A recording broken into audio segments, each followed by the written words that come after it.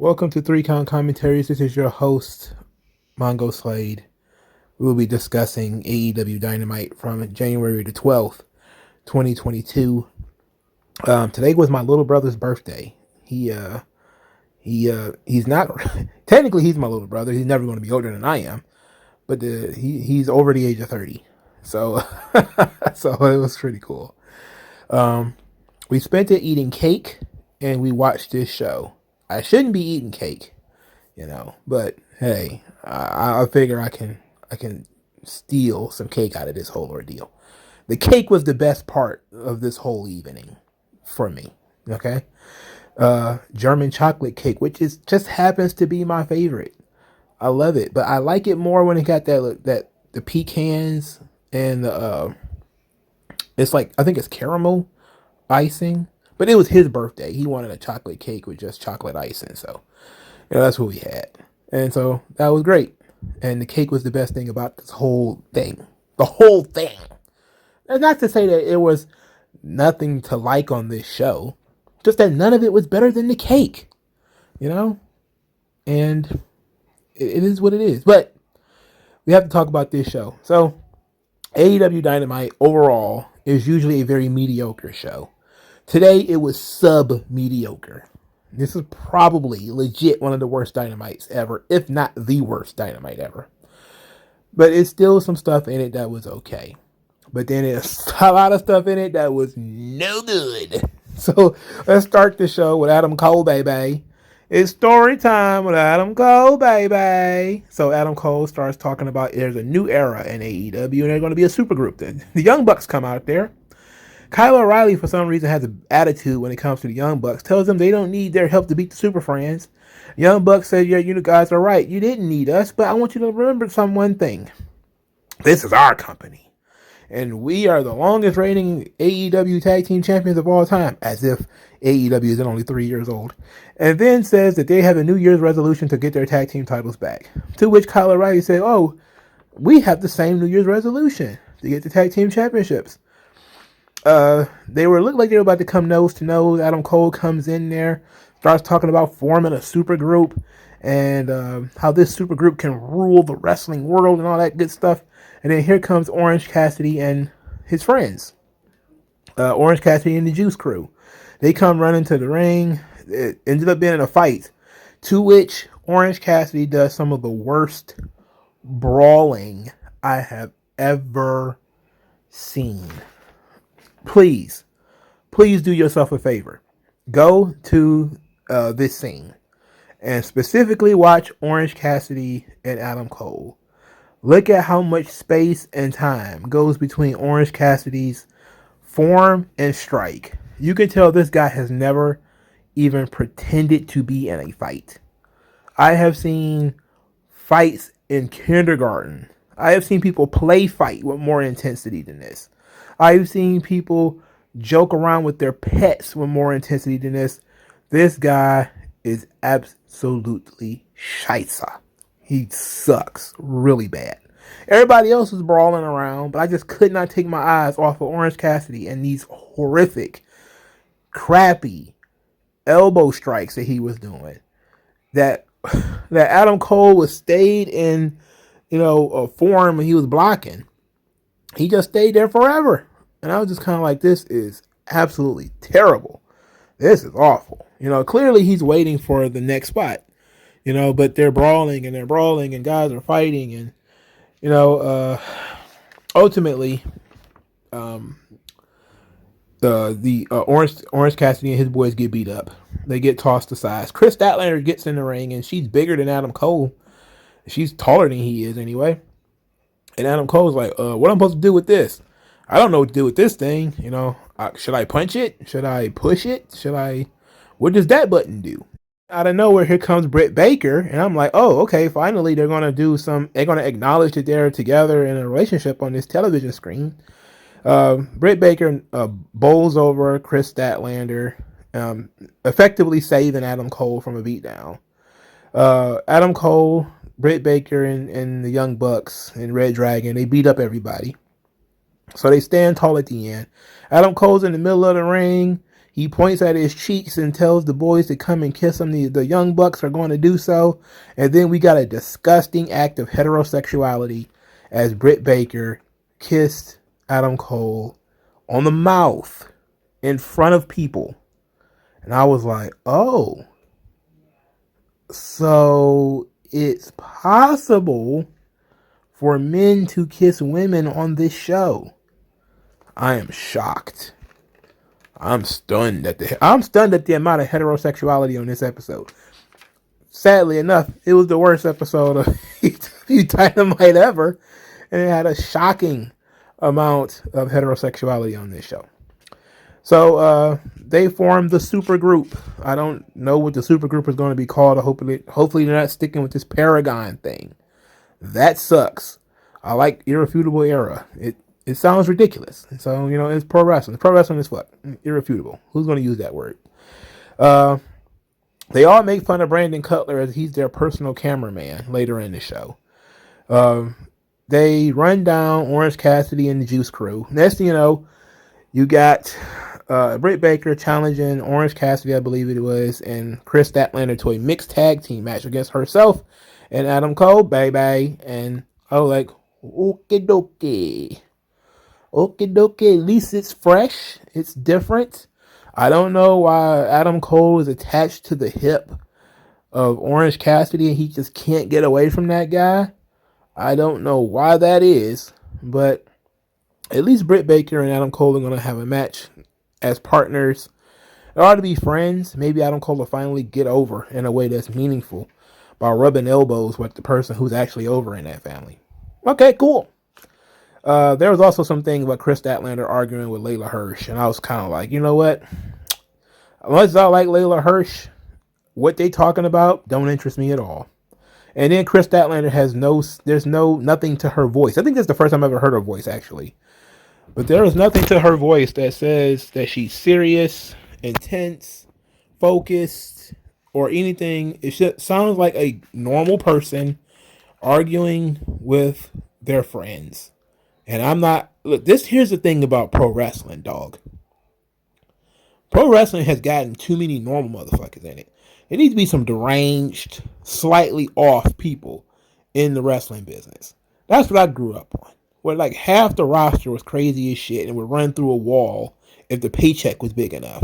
Now there's just too many people who sound normal, look normal. They have no sort of disfigurements or anything that would make them stand out. They're all just normal ass people. Even when they're supposed to be aliens or dinosaurs or whatever they're supposed to be, they still come across as boring, bland, normal ass people.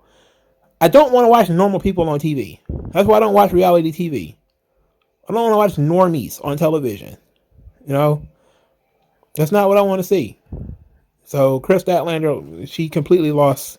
She would have had to talk like an alien, like adopt some kind of alien language. She had to speak Klingon or some shit like that in order for me to be interested in what the hell she's doing.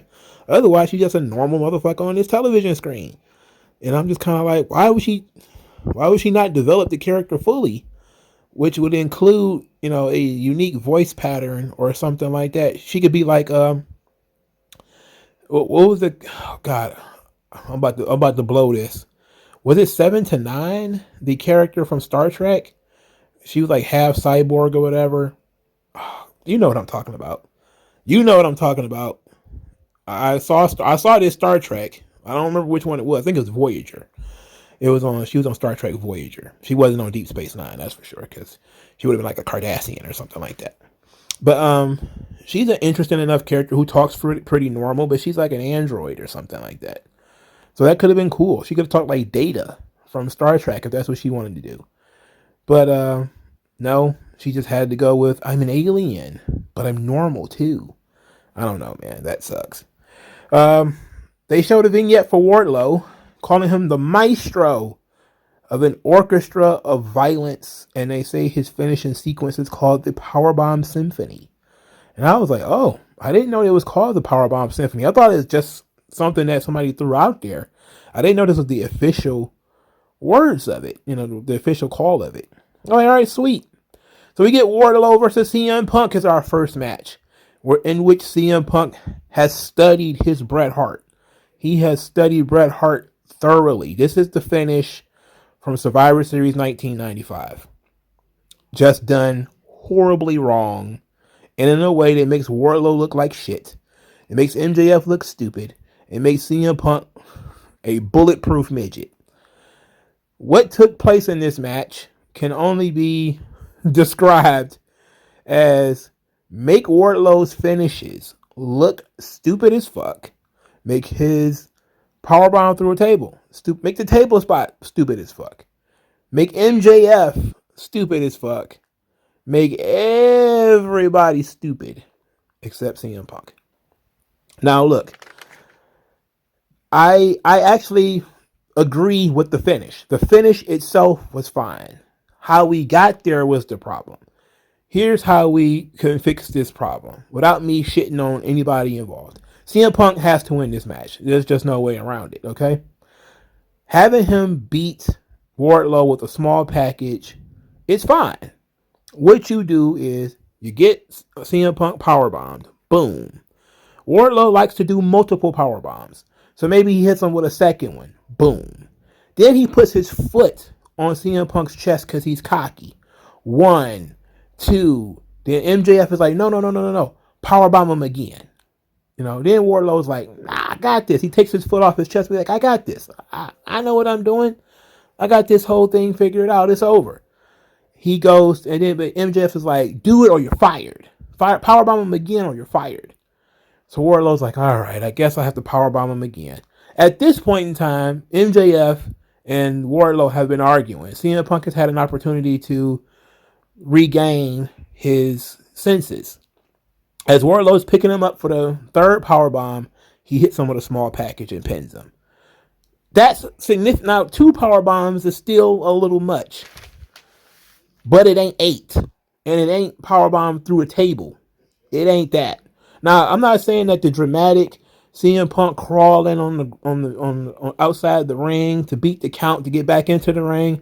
I'm not saying that wasn't all good stuff as far as the dramatics of the match. That was fine.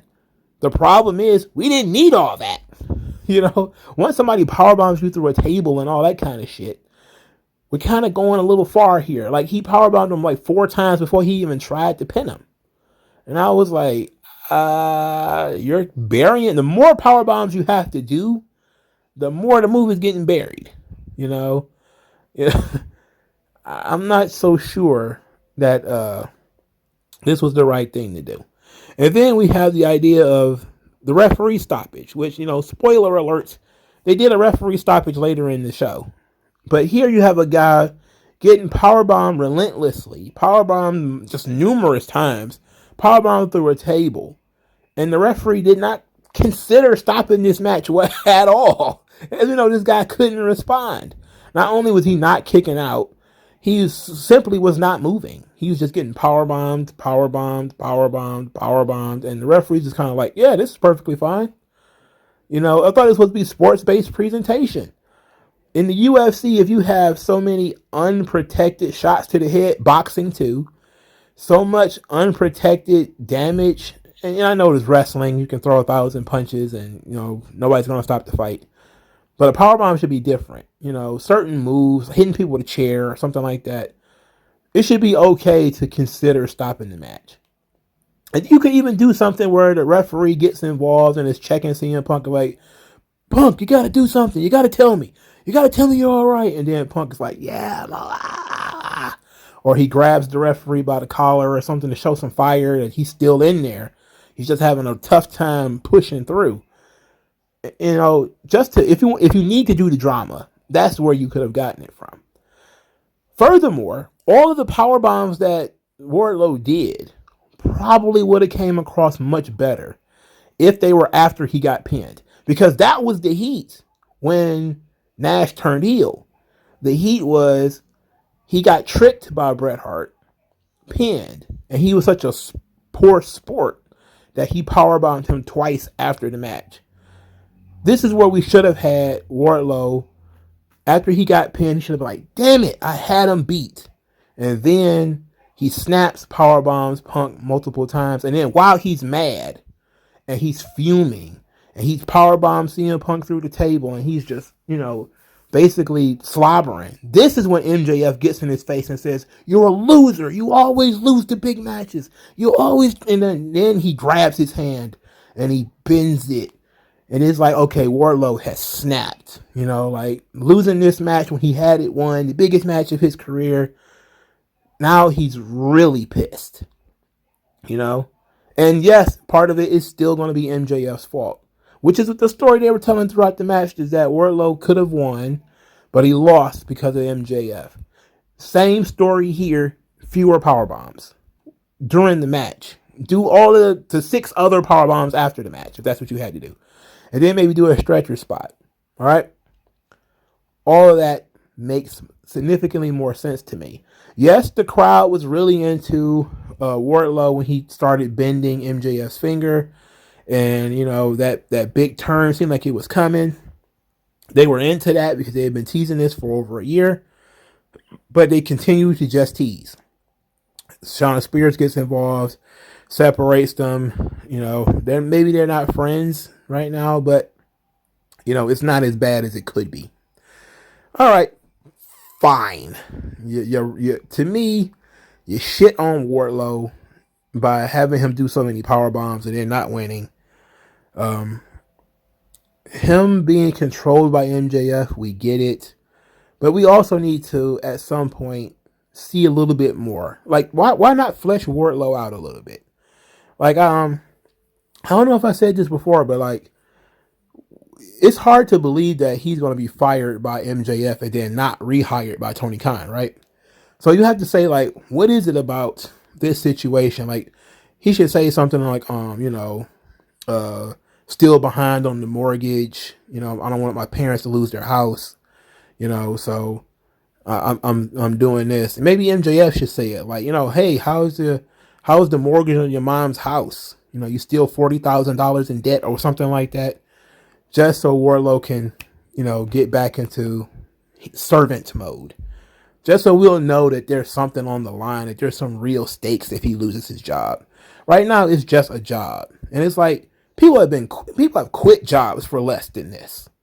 Like, I'm not saying I probably would have given him a full backstory, because that's just kind of what kind of asshole I am as far as fleshing things out. Where it would have been, Wardlow's dad worked in the factories for 34 years or some shit, and he got hurt and he fell behind on the mortgage, and Wardlow got into wrestling to keep his dad's house alive, and MJF was the only one who believed in him, and it was helping to pay the mortgage and all this kind of shit. And who knows where the money's going to come from if he gets fired from MJF, because he never got hired. If you're going to use WWE, great opportunity to use it. He had a WWE tryout. They didn't want him. He had an AEW tryout. They didn't want him. The only person who was willing to hire him was MJF. That would have been perfect, but that's still, it's a little too much information. But that's kind of how I would have been thinking about it when I came up with this story. So they made Wardlow look like a goof, which is ironic considering how much time they spent putting Wardlow over on the internet. Yes, I could not talk about Wardlow without talking about all the crazy stories that have come out. This stuff comes across like an op to me, and I'll explain what that is in a minute. But it comes out of nowhere, out of the clear blue sky. WWE is interested in Wardlow. And I'm like, that came out of nowhere. I'm like, okay, whatever. They always do this. WWE is interested in random wrestler X. And I'm like, okay, sure. They're not going to quote anybody. Just, it is what it is. And then I see in all caps, the AEW Twitter account tweeting out a story from PW Insider where Wardlow says he wants to be a lifer for AEW, 10, 20 years in AEW. That's what he wants to do. And but it's tweeted out in all caps, which makes people think like this is super desperate. Of course, they just cut and pasted PW, which is even more pathetic. I thought it was pathetic that they would tweet it out in all caps as if they were desperate. What made it even worse is PW Insider wrote it in all caps, And then AEW just copied and pasted it, which means that they're fucking lazy. So it's like they didn't even have the common sense to say, hey, read this article with MJF, Wardlow says he wants to be an AEW lifer. And it feels to me like people are feeding these stories. It's like on the night that Wardlow is going to wrestle CM Punk, all of a sudden WWE has so much interest in Wardlow. Now Wardlow is the talking point all day. They're talking about Wardlow and how good he is and how great he is. And they're really putting him over, trying to make him sound strong because he's wrestling CM Punk tonight. And I found that to be very, very, very suspicious. Very suspicious. I think it's an op, personally. I think somebody planted some bullshit story about WWE being interested in Wardlow. Look, I will tell you why, and I already said it. He already had a WWE tryout and they didn't want him. Now, to him and Powerhouse Hobbs, who we'll be talking about it momentarily, to their credit, WWE was too busy buying, paying for 36-year-old midgets. They were in a different headspace at the time, So I can understand. Jade Cargill is another one. They didn't want her either. So those three were some pretty big misses. Now, they maybe have been greener than some of the other people that they were interested in. Maybe they just did not perform well at the tryouts and they've gotten better since. Who knows? But WWE has already had a look at Wardlow. They didn't want him. Now, of course, that doesn't mean that things won't change. But there is this thing where in order to get over with the AEW audience, you have to be somebody that the WWE wants to take from AEW. And then you have to do a loyalty test. As far as you have to come out and say that I will never leave AEW because I love them so much and I get so much creative freedom and I don't want to insult the people's intelligence and all the other stuff that they hold a gun to my head to say in these interviews. And I'm just thinking to myself, does anybody really care about Wardlow? Like, the guy's been in AEW for over a year. He's never won 0 big matches. Every big match Wardlow has been in, he's lost. And sometimes he doesn't even look that good in defeat.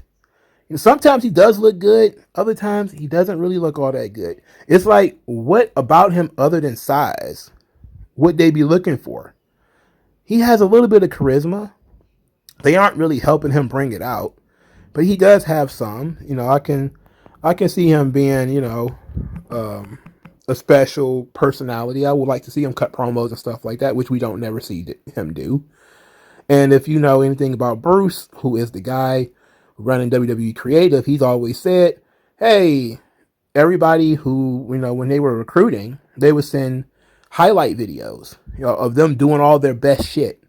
And he would say, send me footage of you selling, send me footage of you cutting a promo.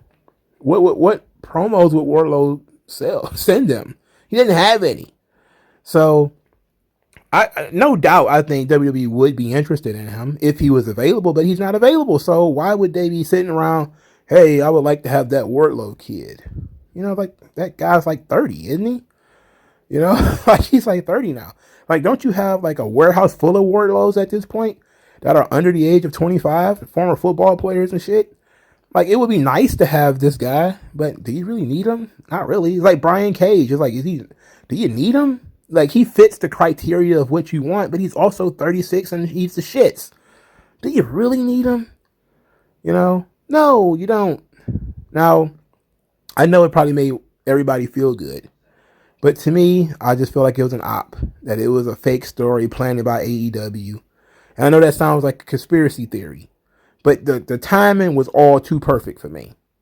The same day he's going to wrestle CM Punk, all of these stories about Wardlow is popping up. Bullshit. These motherfuckers don't ever talk about Wardlow. Never. This is the most attention he's ever gotten. And it just so happens to be on the night that he's wrestling CM Punk. Nah. I ain't buying it. Ain't buying it. I don't believe that this is in any way legitimate. CM Punk, his trials aren't done. MJF has the power to put all types of barriers in people's way. He did it to Cody. He did it to Jericho. Now he's doing it to Punk. He's already jobbed out Wardlow, which is very weird. Now he's going to put Shawn Spears in CM Punk's way. very odd decision that Wardlow isn't the last wall of defense. He's the first wall of defense. You know, now Shawn Spears is a more dangerous threat than Wardlow. I mean, when was the last time Shawn Spears won a match on TV? That's like a goddamn Jeopardy question. You know, that's like Trivial Pursuit. That's hard. You're talking about Common Core math at this point. I have no idea. That shit was stupid. It was stupid. I have no interest in seeing Shawn Spears, and I got a feeling that there's a lot of other people out there who have no interest in seeing Shawn Spears either. Powerhouse Hobbs did the JLB for Dante Martin, even though he spent the whole match beating Dante Martin's ass. In this match, Taz admitted to not having good lawyers because Dante Martin managed to break his contract in 2 weeks. I don't have good lawyers. My lawyers is garbage. Oh, really? Okay, dokie. Starks is outside the ring putting the boots to Dante Martin. Hobbs was firmly in control. Out of nowhere, a wild Jay Lethal appears, came out there to help Dante Martin, distracted Powerhouse Hobbs so that Dante Martin can do his flying diamond cutter thing that I absolutely hate. But it makes sense because it's similar to Jay Lethal's finish. You know, Jay Lethal, the lethal injection. It's a very similar finish. And so they didn't tell us what the relationship between Jay Lethal and Dante Martin is, but Jay Lethal, I'm guessing, is Dante Martin's third mentor in 2 months. He's just going to get passed around like, you know. All right. So they finally found something for Jay Lethal to do, and that's to mentor a young guy, and Dante Martin. That's very good. I'm not going to fault them for that.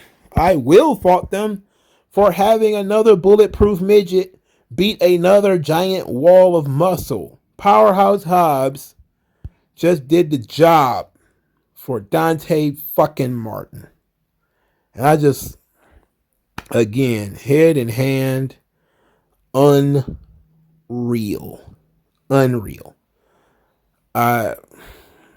Whatever, dog. When Cody said that AEW was a light heavyweight promotion, he did not lie. Cody might be full of shit, but he wasn't full of shit about that. AEW does not know how to get over big dudes. They just don't. This is not how you get a big guy over. This is how you kill one, though. Powerhouse Hobbs is another one, much like Wardlow. He's giant. He's green, but he's coming along. He needs more ring time. He needs to have big wins. It seems like every time Wardlow was in a big match, you know, Powerhouse Hobbs too, they lose. What was the last big win Powerhouse Hobbs had? There isn't one. You know, they're constantly made to look stupid. They're constantly made to look like lackeys. They're the muscle for some smaller guy who does all the talking for them. I mean, the Hobbs-Stark relationship is, you know, just slightly different from the MJF-Wardlow relationship. The small guy got all the charisma. He does all the talking. If he's not doing anything, the big guy isn't doing anything either. You know, or if it comes down to it, the small guy is going to be the one who's going to be the most visible. The big guy's in the background standing there mean mugging.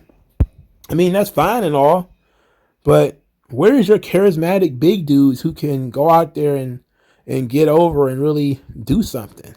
They don't have any. And not saying that Hobbs is going to turn into, you know, something super special, but shit, he has potential. Same thing with Wardlow. It's like, God, you're wasting potential. Ugh, it's horrible. It's the shits.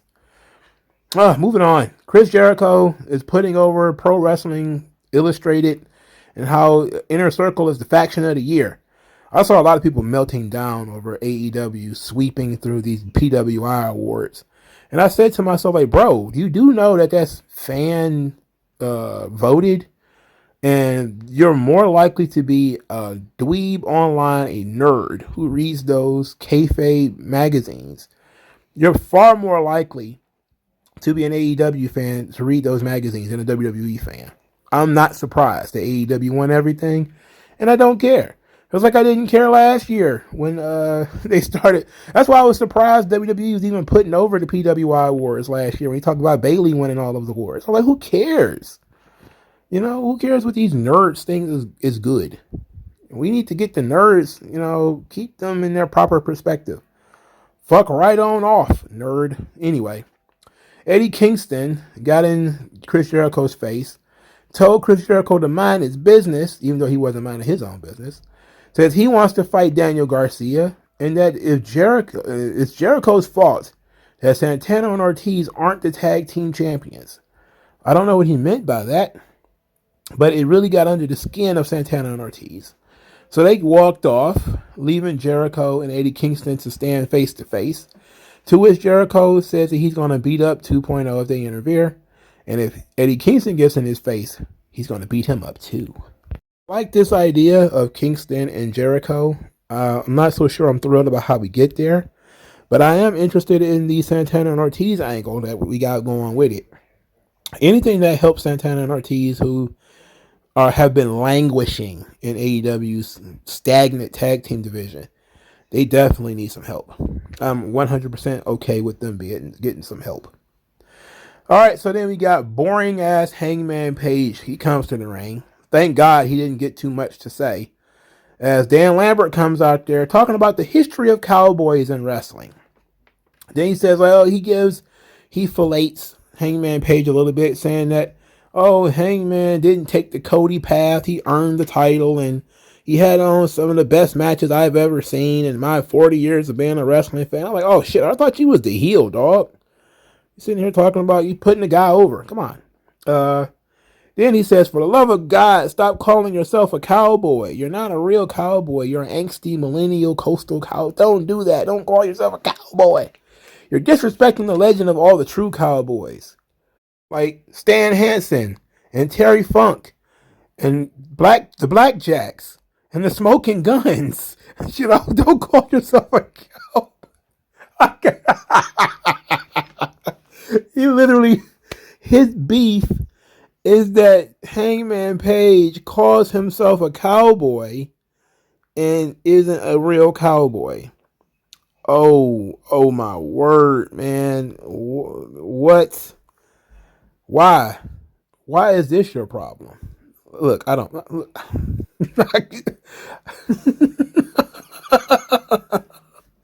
You have to be as autistic as the guy from A Beautiful Mind to figure this shit out. Why does Dan Lambert care about the legacy of cowboys? Why does he care? He runs an MMA fighting gym. Is Cowboy Cerrone part of his gym? I don't know, man. This is so dumb.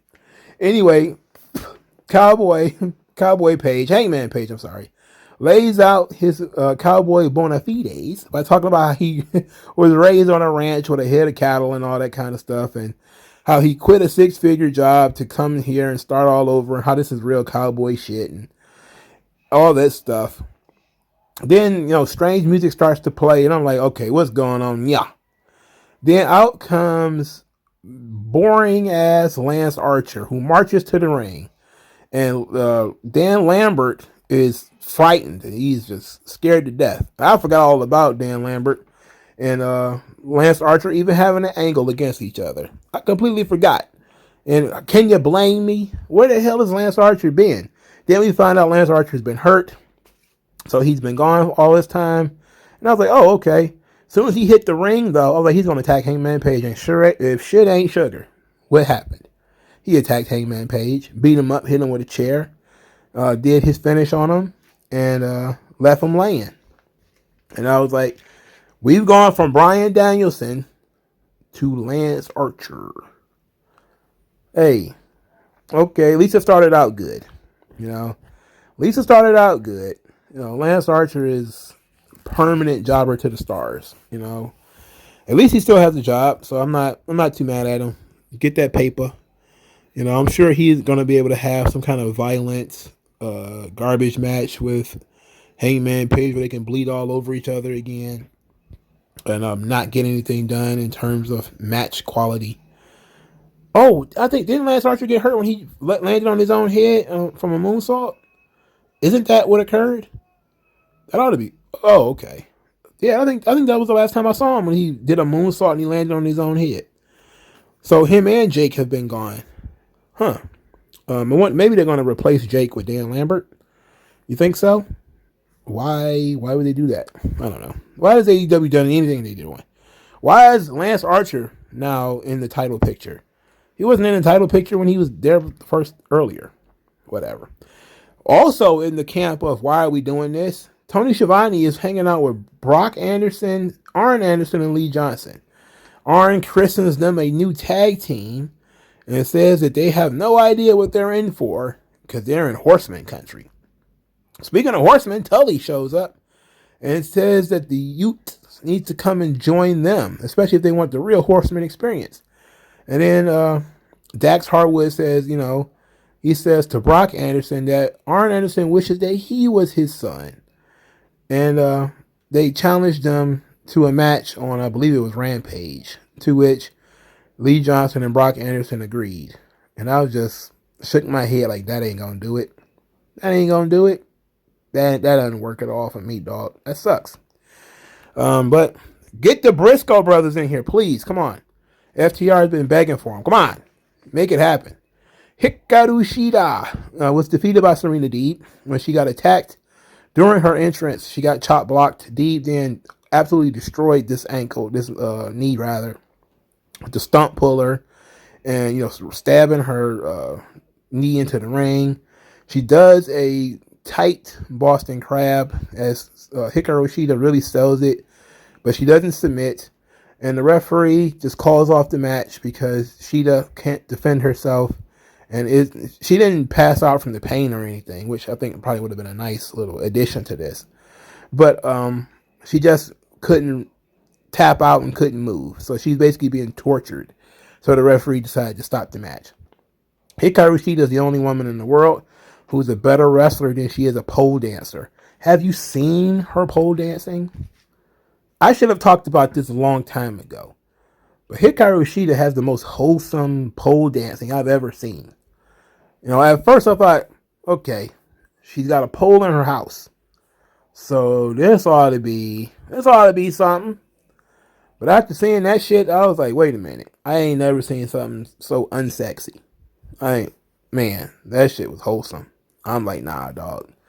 She's better at wrestling than she is at pole dancing. Leave the pole dancing to the girls who want to be on the pole. But I'm sure it was great exercise for her. Whatever. This is the fourth match between these two. I think this is the first time Deeb has ever beaten her. And this is by referee stoppage. Deeb continued to attack her after the match and then had to be pulled away. Then the various nondescript women came out there to run Serena Deeb off. I think it was Anna Jay. And another one who looks like Anna Jay, but she's younger. Sky Blue? Yeah, that's her name, Sky Blue, because she's wrestling Deeb next week. So they came out there to chase Serena Deeb off. I like Serena Deeb, I really do. This new attitude, I like that too, Just can we get her? I'm seeing that they're starting to vary her opponents a little bit. I like the idea of her having a long-standing, very personal feud with Shida. But she needs to be beating people, and not, just constantly having matches back and forth with Deeb and Shida. Whatever. Actually, I think she has beaten Shida before. I think she beat Shida in the first match of this feud. So Jurassic Express and Christian, they are excited that they're the tag team champions. And Christian says, oh, yeah, we hope Phoenix is okay because reasons. Then they said Jungle Boy said any top 5 tag team can challenge them, which brought us, I think that was Alex Reynolds and John Silver. John Silver is absolutely not tall enough to ride anything on Cedar Point. The guy's a fucking elf. What's the smaller, a dwarf or an elf? I'm pretty sure somebody's from the Dungeons and Dragons community or something like that. I don't think an elf has to be tiny, right? An elf just has to have pointed ears. So I think a dwarf literally has to be short. What about a troll? You can have giant trolls, right? I think I saw, what was that? I think it was a book I saw that had giant trolls in it. I think out of all of these woodland creatures, only dwarves have to be short. Fairies are tiny. but I wouldn't call him a fairy. He's a little bit bigger than that. Riho is a fairy. She's basically goddamn Tinkerbell out there. She's magical and small and everything. It's ridiculous. It's really ridiculous. But this guy, he's a human garden gnome. And they take him so seriously in this company. I can't believe it. I'm like, look at this fucking guy. Like, look at him. Just look at him, for fuck's sake. You could kick him in the face and just boop and push him over. He needs to be wrestling hornswoggle in midget matches. He's that short. Anyway, they challenged Jurassic Express to a tag team match for the titles, I guess. And Jurassic Express accepted it. And I was like, oh, well, that's great. That's just wonderful. I was going to waste I'm probably, since I decided to go to the GCW show, I probably won't be here to see this. I probably have to watch it on record. So I might have to fast forward through it. No, because I do reviews, I have to watch everything. So I'm going to have to sit and watch this match. I'll do it on Saturday at some point. Matt Hardy wrestled Penta El Zero Miedo. Because Penta's now a solo act. The Hardy family was there. Rebby and the kids were there. I love that for Matt. Matt deserves a huge family after all the shit he went through with Lita and the chick after Lita, who both seemed to, it seemed for a long time that Matt Hardy was going to end up as so unlucky. He was going to get hot chicks but not be able to keep them. The Joe Budden effect. Where, well, yeah, you can get a hot chick, but can you keep her? And the answer will usually be no, because usually the chick is somewhat crazy, which is usually not his fault if she's hot, but she's nuts, But, Matt Hardy has so many bad bitches slipped right through his fingers. And he finally found one that sticks. And he's running up the numbers when it comes to kids. I think he got like 5 kids now. I love that for him. I love the big family at ringside. I think it was just the 2 oldest boys, though. But the big family at ringside cheering on dad, that's fucking amazing. That's great. I don't even care that he's a heel anymore. Because this show doesn't make sense, so who cares? I'm just glad Matt is happy and that they can sit around and just make all the kids they want. That shit fucking rules to me.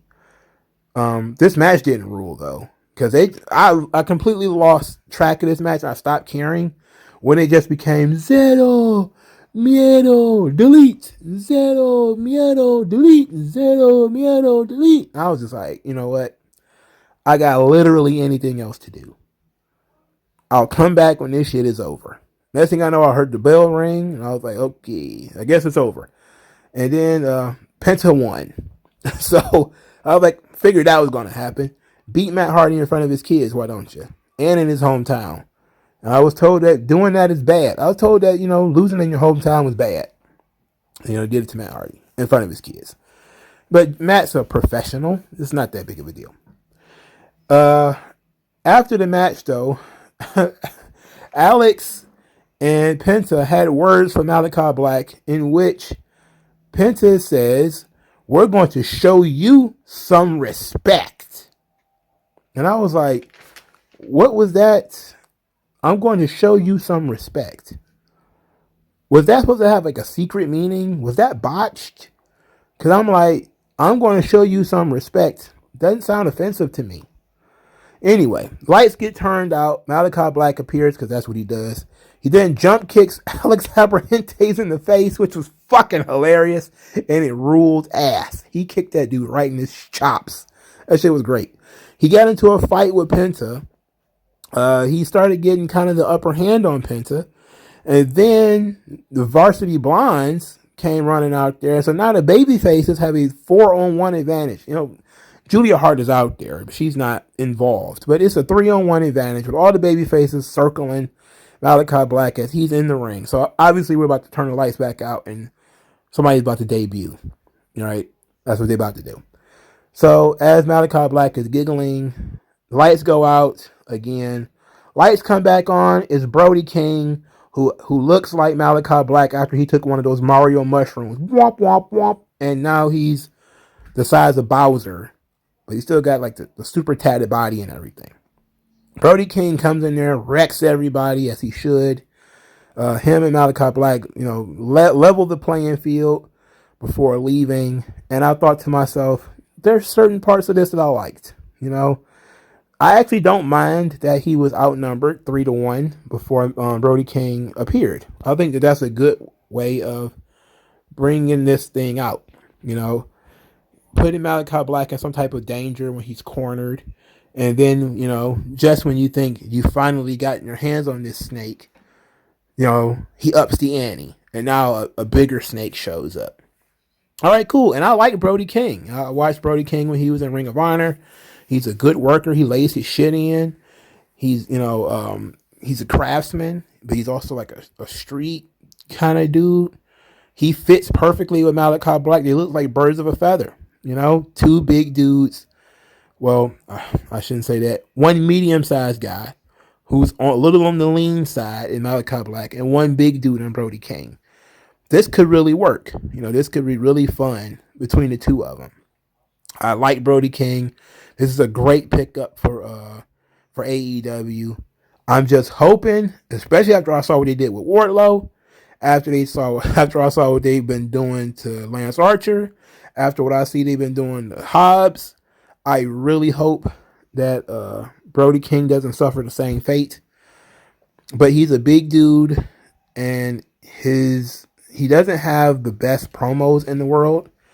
He was leading his own stable in Ring of Honor, Violence Unlimited, where basically their gimmick was that there's honor and violence. So they was kind of like hardcore wrestlers who still kind of observed the honor code. And I don't think he's going to be like a quote unquote hardcore wrestler like some GCW, outlaw mud show goofball. I don't think he's going to be that kind of guy. But I don't see that being too far out of his wheelhouse either. But to me, I like him. I liked him when he was in Ring of Honor. I'm not going to dislike him now. But I think his debut was pretty well done. So I don't have a problem with this. This was actually not bad. I talked about Red Velvet and all them already. Who cares? The Acclaim defeated Bear Country in another match I couldn't have cared less about. I did see the finish here, though, as Max Caster did a badass flying elbow drop. I thought it was very good. I liked his form. Before the match, they called Sting and Darby bitch made, which, of course, meant that Sting and Darby attacked them and whooped their ass after the match. They're going to be wrestling next week. And I'm thinking to myself, okay. Again, the Acclaimed is another team. They never can get over. They always going to lose the big match. Somebody's going to learn. It seems like Tony Khan's tiers, as far as how he views talent, does not change. Like Lance Archer and the Acclaimed are jobber to the stars. They will never be anything other than jobber to the stars, from what it seems like. Same thing with Santana and Ortiz. Same thing with Eddie Kingston, it seems. They'll never be above jobber to the stars. It's like they only come back and get this in similar spots to where they were when they left. It's like when you're slotted in this spot with Tony Khan, you kind of stay there. And if he can't use you in that spot, he takes you out of the rotation for a while. But I didn't want to watch the Acclaimed in Bear Country. I don't want to see that. We got a Pac vignette. Pac, who I forgot existed. Literally, I forgot he even existed. I don't know if he was hurt. I don't know what's going on. But he started saying that, whispering to himself, responding to internal stimuli about not being able to see again. And he said that he was left alone and desolate. I was left alone and desolate. Now I see everything. I appreciate your blessing, because my vision has never been so clear. And he had this redness around his eyes. And I swear to God, I turned to my brother and I said, what the fuck is going on here? Because he's been gone so long, I do not remember what happened to him. I took a wild guess that, did Malachi Black spit in his face or something? Because it seems like, that will be something that would blind him. Was it a fireball? Did he get hit in the face with a weapon? What was it? I don't think my brother can remember. Neither one of us could remember why Pac was blind. in this situation, and why he's been blind so long. It's I don't get it. He looked like Daredevil, but so I guess that's his new character.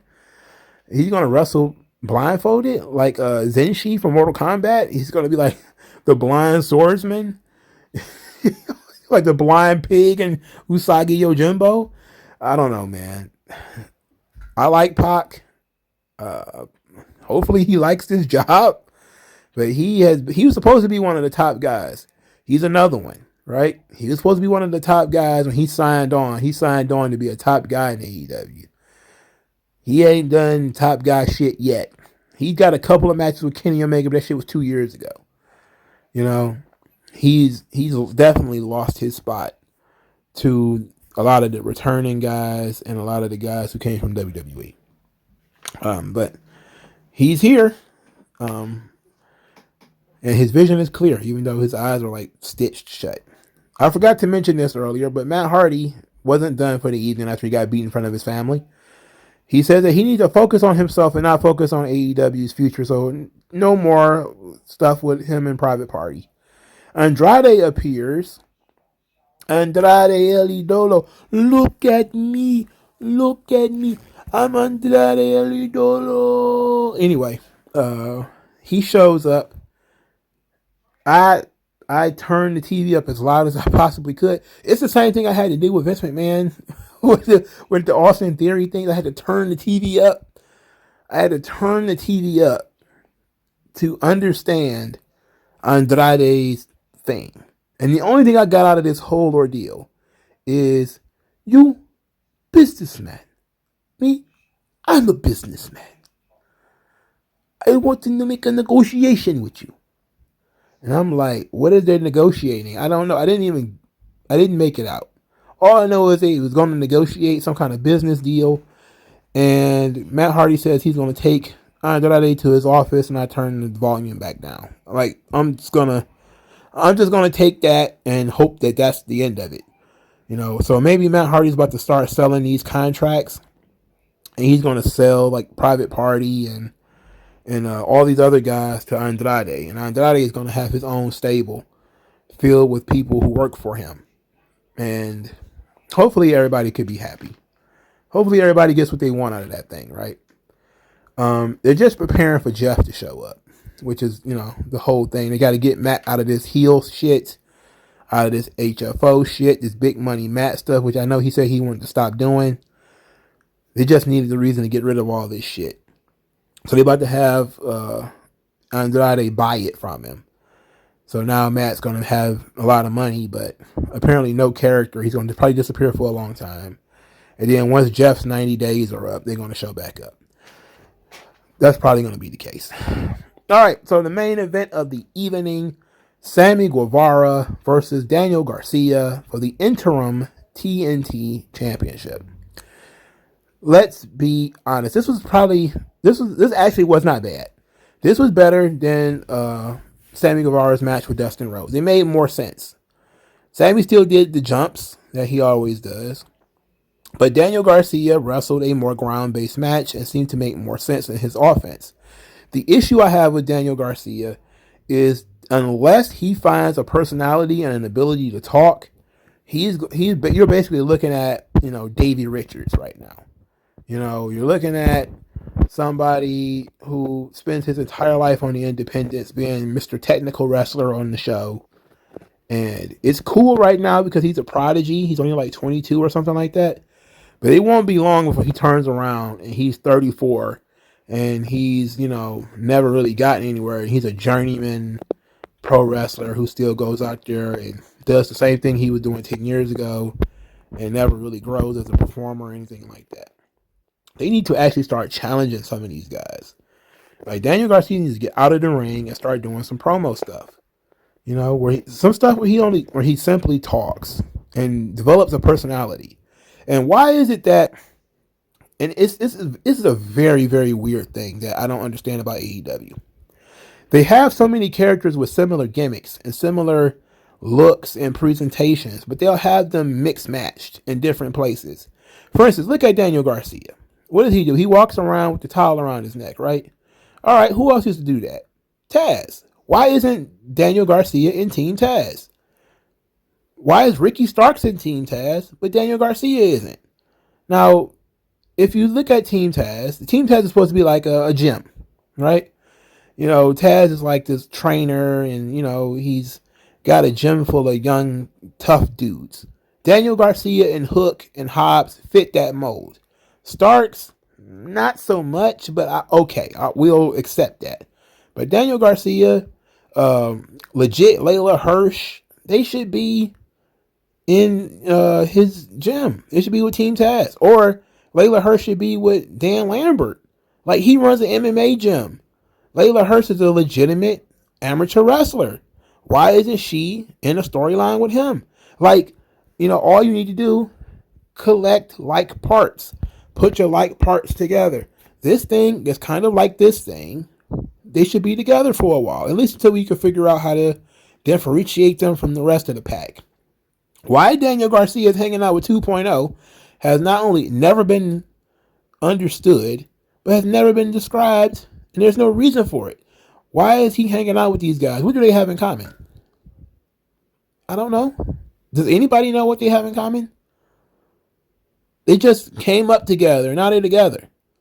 Like, that seems very, very weird. And it's like, no, he could probably get a lot more out of being in Team Taz, where, Taz could be his coach and all that kind of stuff, and teach him, and you could do all these things with, Taz showing him how to do moves and doing judo. And then you could tell the really cool story of maybe Daniel Garcia being jealous of Hook, because Hook getting all this attention, and maybe he's the star pupil of Team Taz, and he wants to be the star pupil of Team Taz, and you can start building that storyline, because now at this point you got Hook, who's, I guess, a babyface as far as this whole storyline is concerned, and everybody else in Team Taz are heels. Does that make sense? No, it doesn't. But that's what AEW is doing. Whatever. I'm just throwing out free game. That's all. This match, though, was actually not that bad.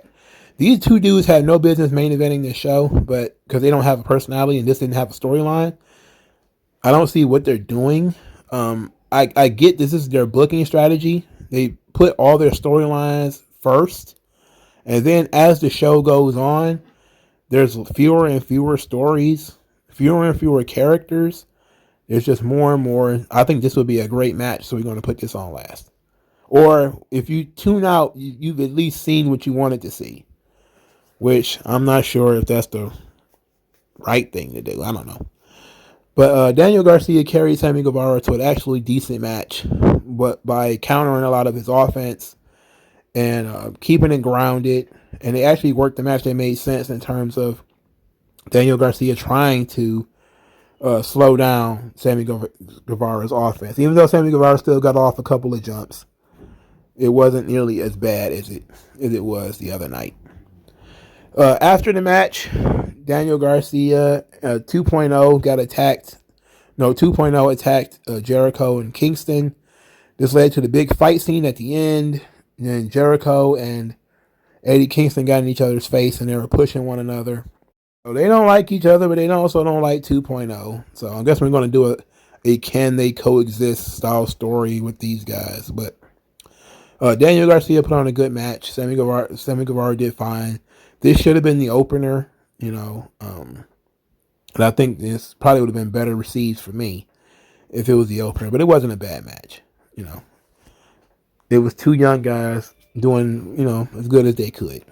I'm not going to hate on that, even though I dislike Sammy Guevara's style. So this was a mediocre show, and it had a lot going for it as far as it had a return, it had a debut, but the storylines aren't really going anywhere, and they're getting progressively worse. I mean, for fuck's sake, Shawn Spears, fuck you. Fuck you. Who cares? Chris Statlander is in a Can We Coexist storyline with Layla Hirsch. No, I don't want to see that. I don't care about that. Adam Cole is still hanging out with the Young Bucks. I don't care if his girlfriend's with him now. He's still hanging out with the Young Bucks, which makes him an incel dweeb. It's like, no, this sucks. Do something else. Get him out of this. Bobby Fish remains cool because he doesn't say anything. So he just kind of stand there and just kind of like check out my mustache and my goatee combination. He looks like Dudley from Street Fighter. And he just stands there looking very cool. And Kyle O'Reilly embarrasses himself on the microphone. So this is a bad show. It is a sub-mediocre show. And I really wish they would stop doing our big dudes this badly, you know. But what can you do? AEW is a light heavyweight promotion. All right, like this video, share this video, subscribe to the channel, donate to the channel, like this video. I need more likes, and I'll talk to you guys later. MagMongoSlade. Best house I ever drew, Daddy.